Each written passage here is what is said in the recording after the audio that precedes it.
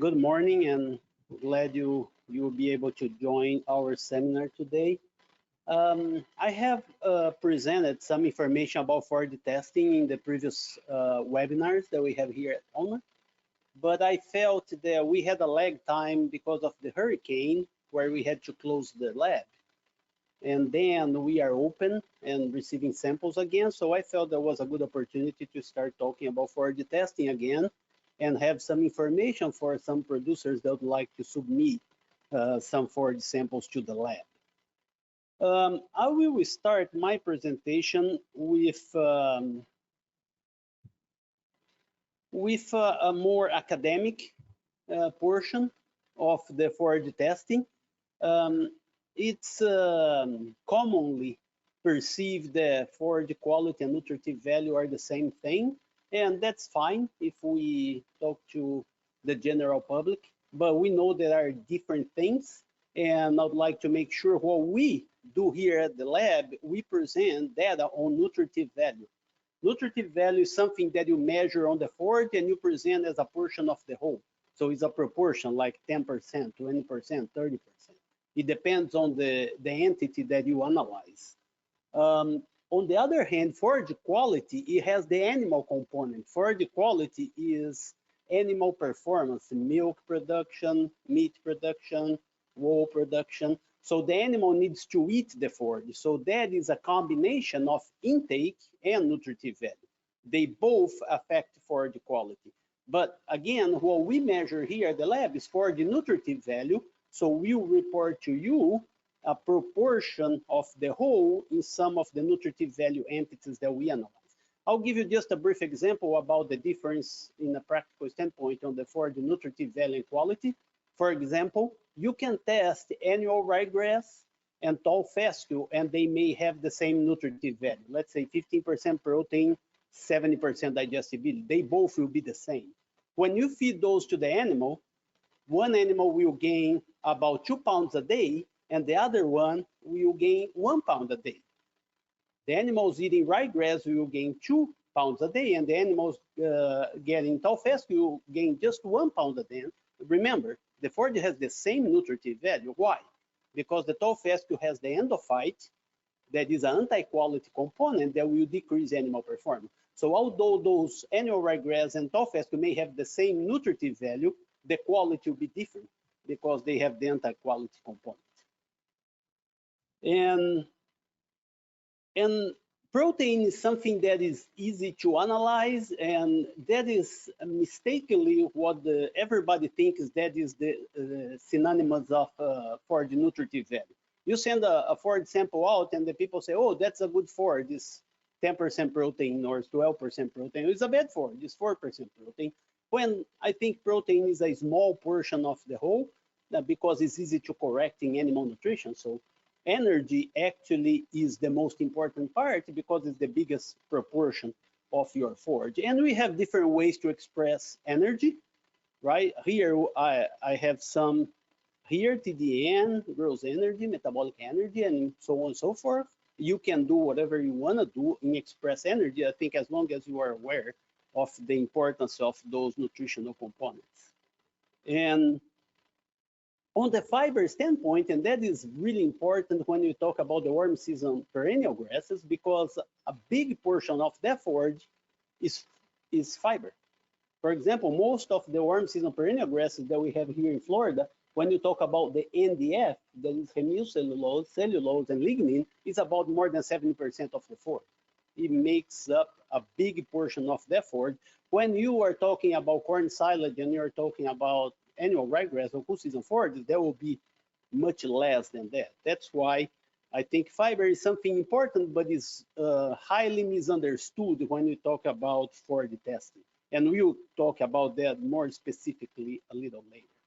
And the last one, the last indicator that I'd like to talk about, just to present the information here, is what we call FRV, or relative feed value, that was created by Dr. Moore and by faculty members in Wisconsin to try to price alfalfa in the country. And then they went one step further that I'm not presenting here, and they create something called relative feed quality. Okay, this is the formula for relative feed value. That is dry matter intake times dry matter digestibility divided by 1.29. That was a formula. So the number that was created from that formula, it was have a factor like 1, 1.2, 0.8, and that number would price the alfalfa in the country. When they market alfalfa, they'll say, well, it's a good FRV is 1, that's the price. If it's a bad FRV, and so on and so forth. However, a lot of people start using those formulas to warm season perennial grasses. And that's also a big mistake, because in warm season perennial grasses, NDF is not related to intake, and ADF is not really correlated with digestibility.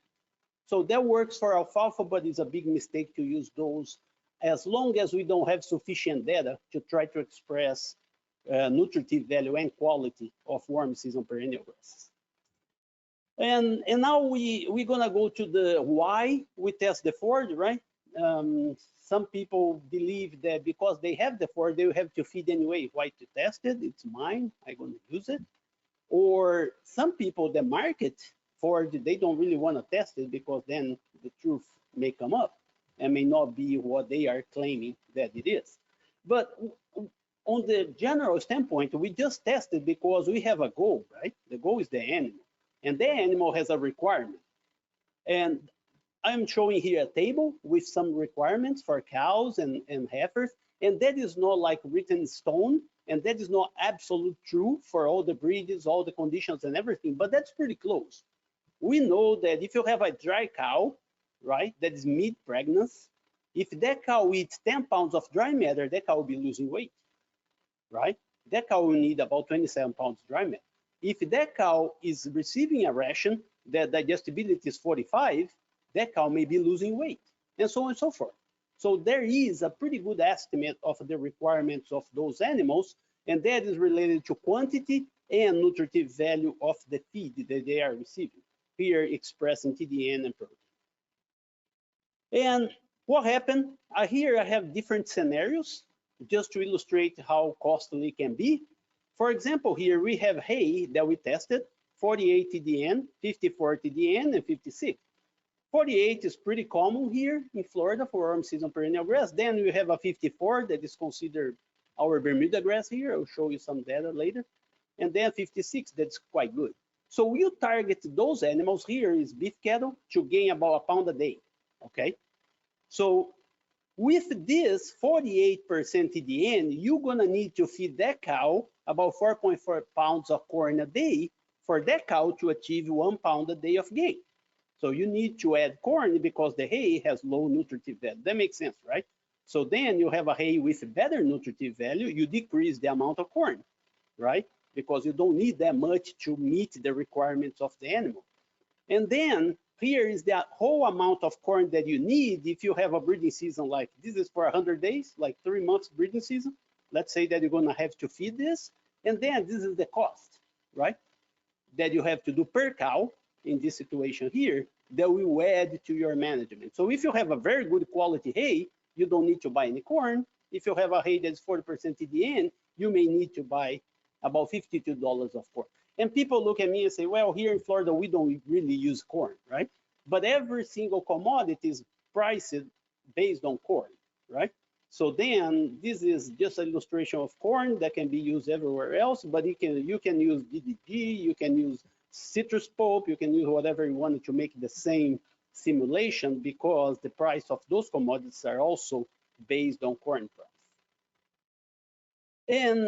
And there is just another reason why to test it is an example that goes in a different angle. So let's say that we pay $70. This is very practical, right? $70 for a round bale. Okay, that's the price of a round bale. You buy, and hypothetically, this round bale is 1,000 pounds. It's difficult to find a 1,000-pound bale, but let's say that it is just to make this calculation even. Okay. Those bales, both, you pay $70, and they are both 1,000 pounds, okay?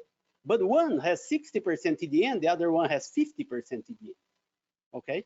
That is the amount of TDN that you have in that bale. One you have 600 pounds, the other one you have 500 pounds, and that is the amount of dollar per TDN that you are paying.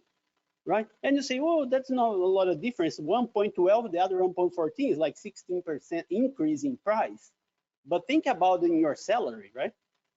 Would you like to have 16% increase in your salary? That will make a difference. That will also make a difference if you spend the extra 16% more in hay.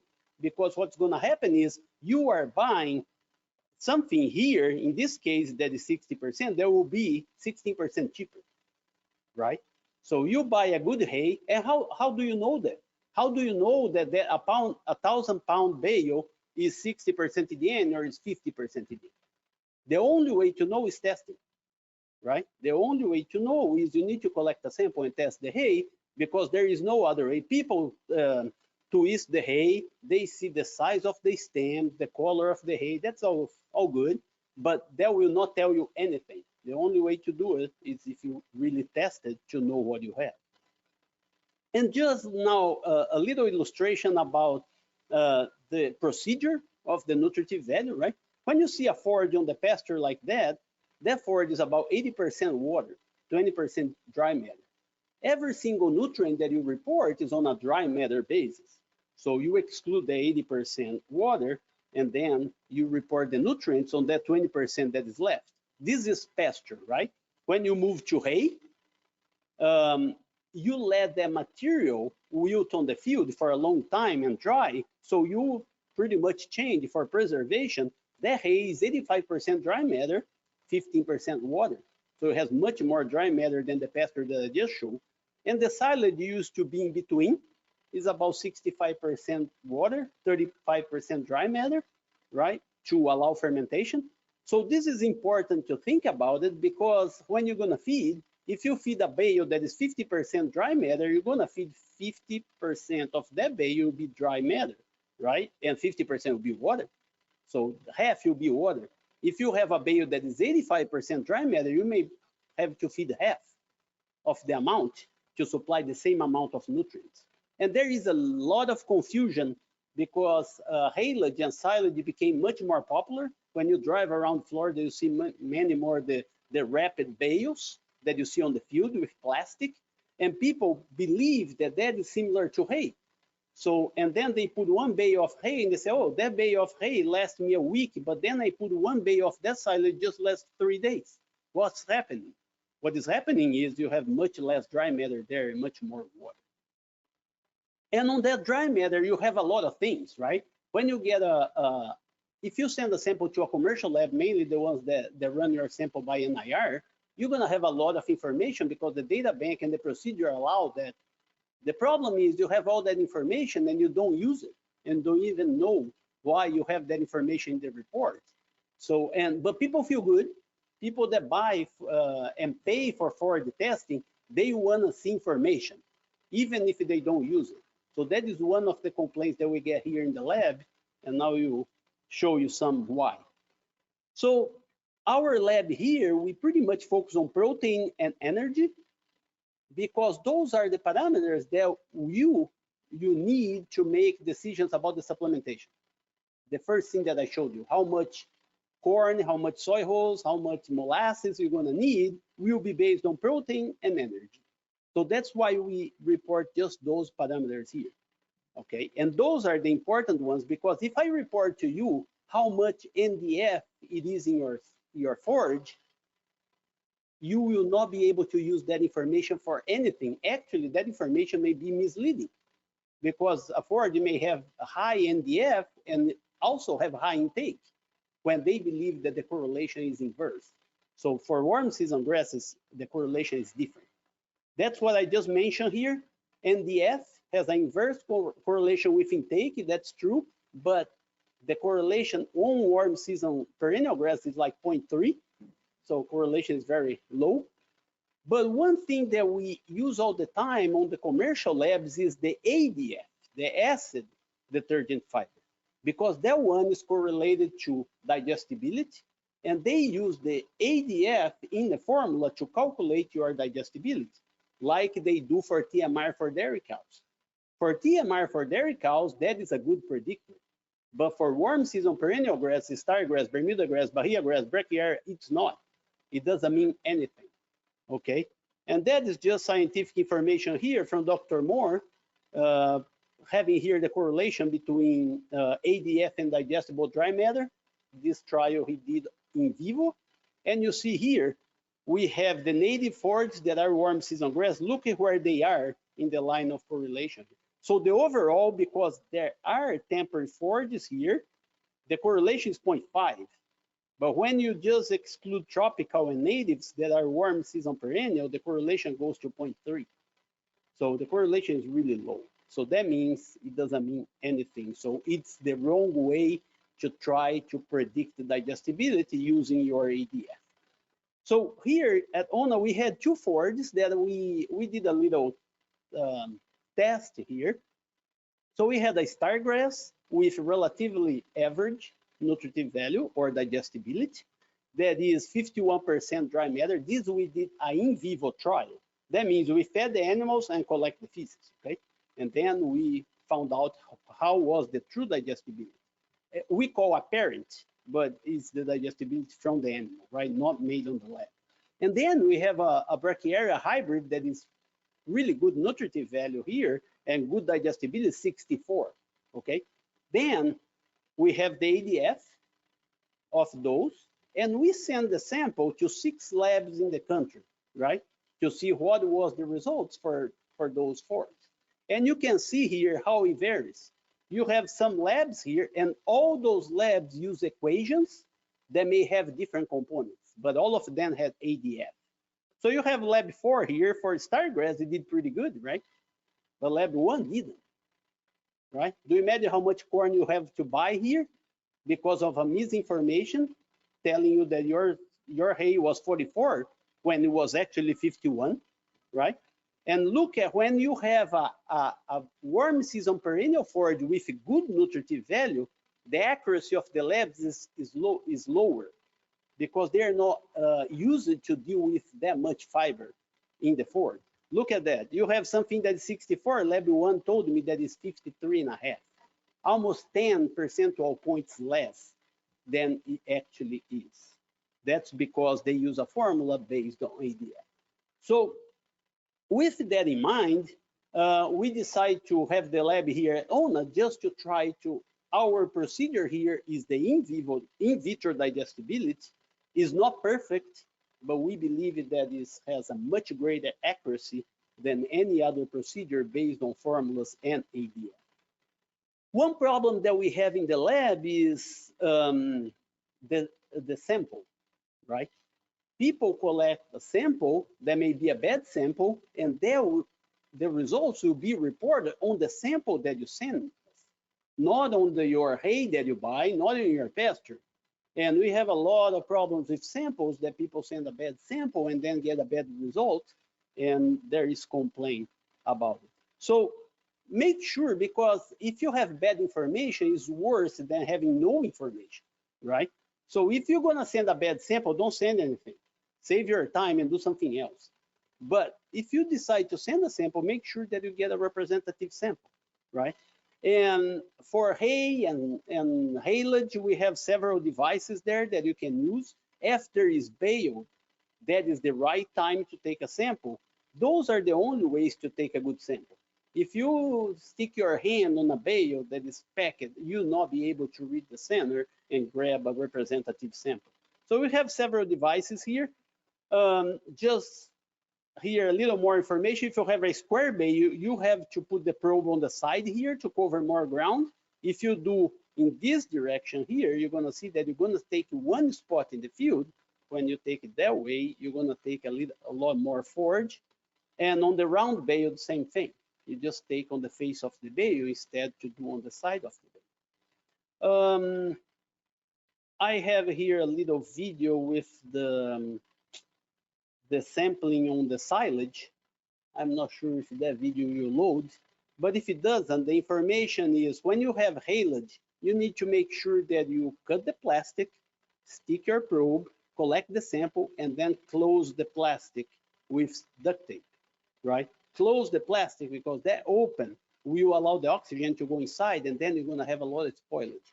If you're going to take a lot of samples, that's the right way to do, you're going to punch a lot of holes in the plastic. So you pay a lot of money for that plastic. You don't want that to be all open, and you don't know how long it will take for you to feed. So if you open, please put a duct tape and then move on.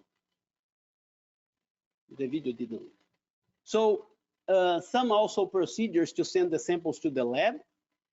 You can send the hay samples in paper bags because they are pretty stable. The silage samples, we believe you should send on a Ziploc bag to avoid a mess in your container that you send, but you send everything that you have overnight. I think that's the way to do it, because sometimes the mail get lost in a regular mail. That takes that sample to get here about 5-6 days. If a silage sample, when it gets here, is completely different from when it left your place. So send overnight. If it's silage or fresh forage, that is the right way to do it. I mentioned to you a little about, so the two things that we do here, we do protein and digestibility, as I said, through the in vitro method. And those are the equipment that we use in the lab. We use what we call the Encon equipment for to do the digestibility, that we simulate the rumen here. Our animal here at the research center receives stargrass hay with what we consider to be an average nutritive value. And we also run standards that go from bad to pretty good digestibility, just to see if the run is okay. The main problem that we have, and that's what is make us different from a commercial lab, right? We receive few samples, and we know a lot of producers that send the samples, but we also need to let them know, because this is a biological procedure, there are a lot of times that doesn't work. For example, we have the animal that is the donor of the rumen fluid may have escaped during the weekend, right, and ate something else other than hay, and then the samples during that week will be bad. But we have control because we have the standards. Sometimes you have to rerun the sample. Our turnaround time is about 2 weeks that we tell people, and we do. I think we try to do a good job in trying to report those samples 2 weeks, but we have to know that something may happen, and then we always rerun the sample if the results are not as expected. And also we see a lot of the correlation between the protein and digestibility. Although it works well, for example, for Bermuda grass, that correlation, and Bahia grass, it doesn't work well for limpo grass. So we have the average tables and those correlations also as a quality control procedure to try to keep those samples in order. So you never find any place in the nation that will have a cheapest forage sample for you. We are planning to adjust a little this price. Right now is $7. We probably will bump up to $10 because now we are subsidizing a lot of that sample. The cost may be actually 15. If you send to a commercial lab, it will be 25, right? So, but think about it. If you go to McDonald's and get a Happy Meal, that will be about $7. So you can have all the information that you need on your forage for the same price of a Happy Meal. And you cannot find anything cheaper than that, right? So other than the work that you need to put in to take the sample, so the price is really affordable. For any type of sample in agriculture that will give you the results, like the soil sample and also the forage sample. But $7, it's quite cheap. So that is the information, the website where you can get the forms. We have two forms. We have the forage general form, and we also have a dairy checkoff form that is still viable. So if you are a dairy producer, you can send on the dairy checkoff, because dairy producers, they feed TMR. They need a little extra information to make decisions, where the average producer that have beef cows or just horses, they can use the general form, and that will be sufficient to provide the information that they need. This is the form that we use, and you can find in the website. If you can find, just call us, that we will provide you the form.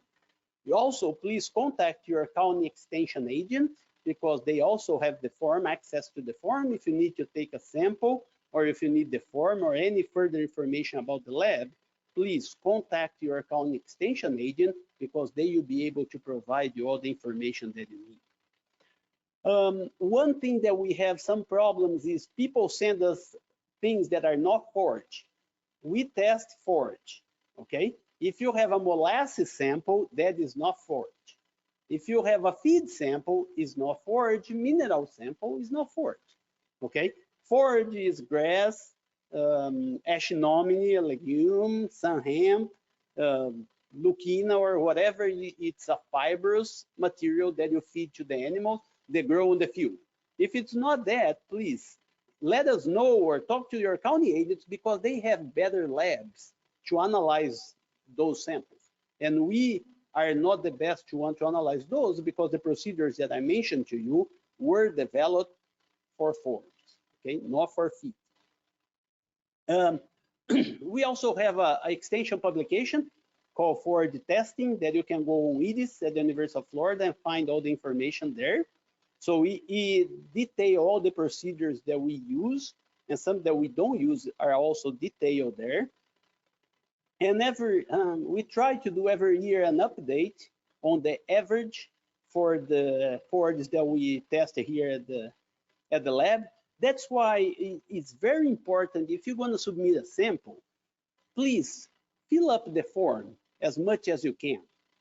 Tell us what is the species, tell us if it's hay, silage, or pasture, and give that information, because that will be important for us to build our data bank. We never thought about being a lab, a service provider, because we have commercial labs that do the same thing. We wanted to collect information also to build our data bank, to have information about the forages that we use here in Florida. So please fill up the form, because then we can create information like this that I think is quite valuable. So these are the results, average results up to 2020. Okay, I didn't update up to 2023. We may do that shortly. But this table is, I think, is very good on the information standpoint for the forages that we have here, and also very misleading. It depends how you use the information, right? Bermuda grass, you can see here, you say protein is almost 11% and TDN is almost 52% average for the samples that we receive at the lab.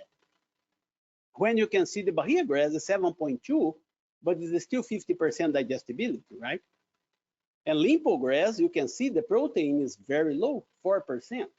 So you will not find any animal that will be a requirement that will be less than 7. So those limpo grass will be always short in protein, but the TDN is also pretty good as Bermuda grass. But I'll tell you why this is misleading. Although we group them by species, that doesn't really represent the conserved forage or whatever they are trying to test. For example, what they do with limpo grass on the management, that's why it's so low the protein. They come in the summer and they let it grow. So then they let it grow for 6-7 months because it's too wet. They cannot run the tractor there. And then they will harvest in September, October. So this forage, most of this limpo grass will be about 6-7 months old. And then they can have 5-6 round bales to the acre. It's a lot of production, but the nutritive value is low. Because is that called hay? No, that is called a cleanup.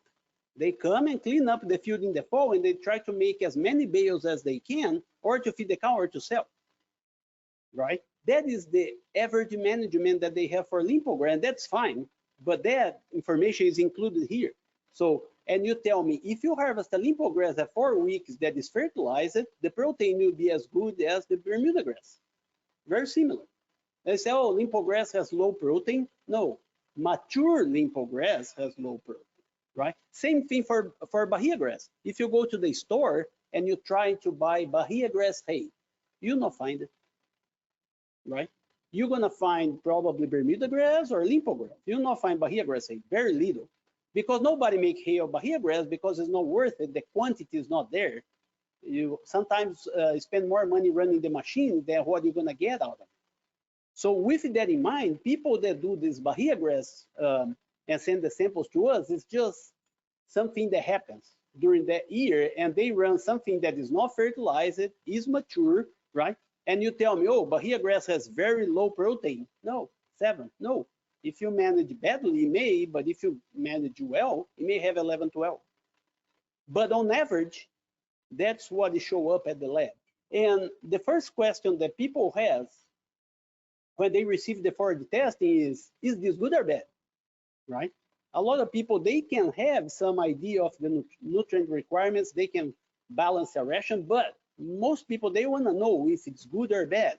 And then it's very good to have this table, because I'm not saying that if your forage is good or bad, I'm just saying where you are on the average. This is the average, that's your result. You make your comparison and take your own conclusions about it. Everything has value, right? People tell me the low nutritive value hay is horrible. No, it's not horrible, because sometimes you have a drought and that may have a value, right? Everything has a value, as long as you know what it is. If you don't know what it is, you may buy, like we have to run one time and buy some stargrass hay late winter, because we have our cows running out of hay, and then the cows didn't eat the stargrass hay because it had 37% digestibility, right? When you are in a hurry and you're desperate, so you ended up buying this and you don't have time to test, and then that's a bad graph. Last of the few for the testing stories before I finish my presentation here. When I was in Texas, and I told that story several times, but I will repeat because that's pretty good. When I was in Texas, they have a long drought and there was no hay around. They were bringing hay from Idaho, from Wisconsin, from everywhere, alfalfa hay, because there was no hay. So the guy that has a feed store close to where I live, he had some round bales. I stopped by and say, "Oh, you have hay?" "Oh yeah, I have it." "Yeah, if you want to buy, you can buy. Pretty expensive." But he called that prairie hay. "Oh, that's prairie hay." I said, "Oh, what is prairie hay?" "Well, it's hay from prairies." So, and what is the species? I have no idea. I don't know. It's prairie hay. Okay, prairie hay. Nobody tested, but everybody was desperate. They went there and load the truck, right? The guy show up with these round bales. Oh yeah, we'll buy, we'll buy. So then that weekend, I decided to go to Oklahoma, and I spent the weekend there. So I went to this property, and then when we were there waiting, the father of the guy was running the mower on the side of the road. And then he was cutting all the blue stem that they have on the side of the road. And I said, "What is your father doing?" Because he was running like a disc mower, not a bush hog. I thought that he was cleaning up the side of the road. He said, "No, no, he's harvesting the blue stem and he will bale that and sell." I said, "Really?" And he sells what? "Yeah, he sells that as prairie hay to Texas," right? So then the prairie hay that we have in Texas was from the side of the road with a bottle of beer and cups and all the trash that you see on the side of the road. They bale all together and send to Texas, and they sold at that time like $40 a bale of a cleanup from the side of the road, because they were desperate and nobody tested because they didn't have time and they were not prepared for the drought. So that is just another story about how important it is to test your forage, to know what you have and try to make better decisions about feeding your cows. So I would like to thank you for your attention, and I'll be glad to take any questions that you might have. Yes, I will repeat the question here. The question is about the amount of sample that you send to the lab for us to analyze, and that's quite important. I always tell people that they need to send us 2 hands full of sample in the Ziploc. So you put 2 hands together and grab that sample, and that will be the amount of forage that you send. Because it's important for us to run the procedure. When the forage gets here, we need to dry, that will decrease the size, and then we need to grind, and that will decrease the size. So some people send 2 fingers of forage, right? Few blades, because they were too tired to collect the sample. And sometimes we cannot run the procedure with that much, and then become a challenge. So if you're gonna send us the sample, please make sure 2 hands full, so then we will have enough material to be able to run at the lab. I have a question here. If someone wants to submit a fresh sample for analysis, what is the best procedure for them to do that? They can get a good estimation of the nutritive value. Yeah, the sample is about sending a fresh sample for analysis, right, to the lab. And I think the fresh sample and the silage sample are 2 important things, because those are material that they are still going through fermentation. and microbiology activity. So they change the nutritive value if you are not careful. So if you want to send a fresh sample or a silage sample, I recommend you to put in a Ziploc bag and send overnight first. If you want to make it better, put an ice pack, because the decreased temperature will decrease also the action of the microbes in that sample. So then you preserve it better, like you have in the refrigerator. Let's say you collect your sample today, but you are not able to go to the post office, right? You get that sample and put in the refrigerator before you send it out. So those are good procedures to keep it cool and send overnight, so you can have a good estimate of nutritive value from the sample that you send to us. Okay, because remember, we're going to analyze the sample when it gets here. That's the sample that we're going to analyze. If you stay in the mail for 5 days, or go to heat, or you collect a sample that is not representative of the forage, you're going to have the results from that sample that we got. Right? I have another sample here. Another question, sorry. I am from South America. I have tropical grass. It is possible to send samples if I don't know what you have to test, because it's the C4 grass, it's cover area, and nobody knew the percent of dry matter protein. We are a grassland farm. Yeah, I don't think it's a feasible procedure to send a sample from South America. I'm pretty sure you're gonna find labs there that will try to do the best to analyze your forage, because you take too much time to get here. And then it will be almost impossible for you. And also, the other thing is you have to go to customs and immigration and all the procedures for pathology and invasive species, so on and so forth. So we don't take international samples, but I encourage you to really go through the labs that you have available at your place, or even if you are in South America, sometimes they have like soft boundaries. So if you are in Colombia, you can send a sample to Brazil. Or if you are in Paraguay, you can send a sample to Brazil and vice versa. So I think that also will help, because the sample will go there pretty fast, and they will have labs that will do the procedure and try to get the most accurate results for you.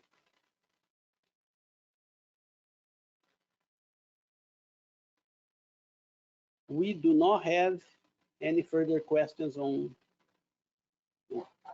Thank you.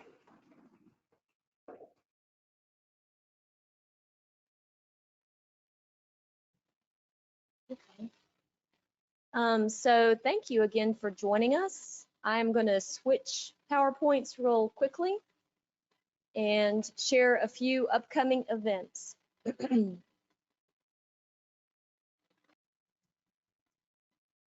Okay. So first off, I would like to invite you to come back on June 13th for our next Ona Highlight, and that is going to be with Dr. Hans Ellington, and he's going to be speaking about invasive species in rangelands. And as always, that is a Tuesday, second Tuesday in June, and it'll start at 11. We have a couple of South Florida Bee Forage programs coming up. Same program, different locations, a little bit different times. Ranching Foundations will be held in Sarasota County and Hillsborough County. And as always, I will share the flyers for these events with you whenever I email you the recording from today's program. Also coming up is our 14th annual Youth Field Day. That's going to be held on June the 29th here at the center. And I have for you a little information. I know it's very small, especially for you out there. This is the schedule.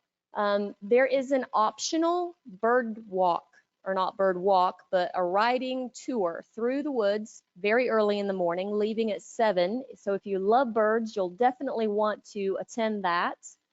And then the event for everybody else will kick off at 8:30 with some educational booths. So far, these are the ones we have confirmed. We'll have weather education, farm and outdoor safety, poisonous plants. We're going to have some corn breeders with us from the Everglades REC, tasty ways to enjoy beef with a nutritionist, Sarasota Agricultural Recovery Group will be here sharing how they use ham radios to coordinate disaster recovery. We're going to have manure analysis, a rumen dissection, forestry department will be here, UF cows at Plant City will be here, as well as Warner University. We're going to have toxicology quest and the history and importance of horses in Florida. And more will be added to this coming up to June 9th. That's the deadline for folks to confirm booths for that event. And then at 10 o'clock, everybody's going to gather up and divide up into their groups for rotations. And we're going to have classes revolving around weed science with a wild weed hunt, horses on the ranch, farm forage management benefits with Dr. Vendramini, Florida waterways with Dr. Golmar, and then wild pigs in Florida with Dr. Ellington. And he's going to be helping folks to know some new techniques for managing wild pigs. Is an additional session there is going to be lunch. A lunch break will be part of the rotation. And then we're going to end the things at 1:20 with a closing assembly. So it'll be a nice full day, and registration is open. So if you know somebody that might be interested, share this event with them. We're also having a t-shirt design contest. Here on this flyer, you'll see last year's winning design, and I'll share this with you as well. If you know anybody that likes to draw, this contest is open to students as well as adults, so anybody can enter. So far, we have 1 entry. If you don't already do so, please consider following us. We are on social media, Facebook, Twitter, and YouTube. And if you're not a part of our email list, please send me an email and I will sign you up for that. We send out a newsy email every Friday, letting you know about things happening here at the center as well as upcoming events that you would find interesting. After this event closes, you will receive a survey. If you don't mind taking a few minutes to complete that survey, we really would like to learn from you how you like this event, what you learned, and it will also give you an opportunity to sign up for our emails. So have a good day, and I hope to see you in June.